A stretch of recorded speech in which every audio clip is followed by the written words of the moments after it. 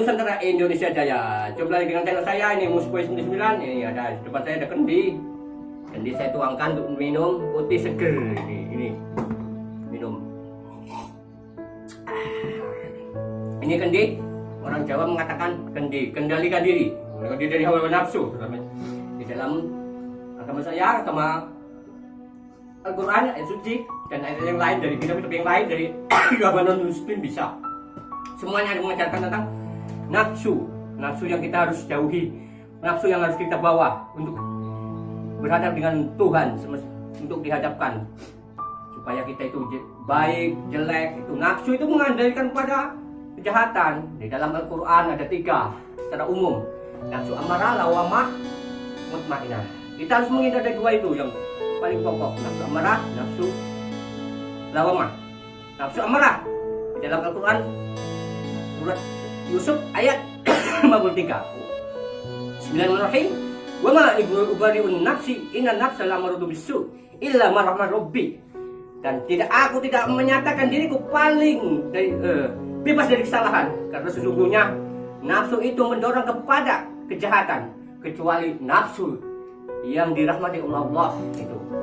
Jadi nafsu itu amarah itu pasti jelek, malas, dengki, suka tersungging dan lain-lain, boros, nah itu, erosi, nah itu nafsu, contoh itu amarah, itu jauhi terus itu. Yang kedua, nafsu lawamah di dalam surat Qiyamah, wala uqsimu bin nafsil lawamah, dan aku bersumpah demi jiwa yang selalu menyesali diri sendiri. Nafsu lawamah itu seperti apa? Yaitu suka tersungging, menyesali diri, frustasi. Nah itu salah satu contohnya, itu bahaya orang yang itu akhirnya gantung diri, kendat, itu bahaya dalam kehidupan manusia. Itu jauhin itu. Nah, yang ketiga yang paling bagus itu nafsul mutmainah. Di dalam ayat Quran mengatakan, ya ayyuhan nafsul mutmainah irji'i ila rabbiki radiyatan mardiyah fadkhuli bi adi wadkhuli jannati. Ya ayyuhan nafsul, wahai jiwa yang tenang. Nah, nafsunya itu jiwa yang tenang, sabar, ikhlas, ridho, dan lain-lain. Itu contoh jiwa yang tenang. Irji'i ila rabbiki radiyatan mardiyah, kembalilah ke Tuhanmu dengan hati yang ridho dan diridhoi oleh Allah dan Tuhan semesta alam. Fadkhuli bi adi, dan masuklah ke dalam golongan hamba-hambaku. Hambamu yang mana? Hamba yang baik lah. Masa hamba yang jelek? Para wali, para kiai, para ulama yang bagus, itu nama hamba yang bagus. Nah, fadkhuli jannati, maka masuklah ke dalam surgaku. Nah, kalau orang sudah memiliki jiwa-jiwa mutmainah, insya Allah masuk dalam surga. Ini Quran yang menjamin, bukan saya sebagai orang gendeng, tidak ada.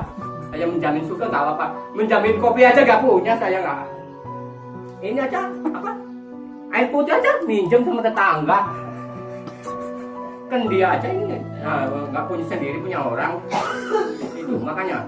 Terus ada beberapa faktor. Terus gimana? Saya tanya para ulama, para orang biasa, kepada ulama, para orang pintar. Gimana supaya saya itu baik? Simple aja. Supaya nafsu itu yang mutmain itu hadir dalam jiwa saya. Paling pokok 1, hindari lingkungan yang berbahaya, yang kurang baik.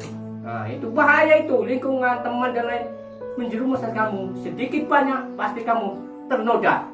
Sedikit banyak pasti kamu ikut. Teman kamu suka emosi, kamu ya ikut emosi. Teman kamu suka minum, ya ini ikut minum. Ya kalau minum kopi, minum yang lain, minum apa? Baikon, apa? Minum lentikus 5 apa? Nah itu menjalankan agama. Sesudah kita menjauhi itu menjalankan agama.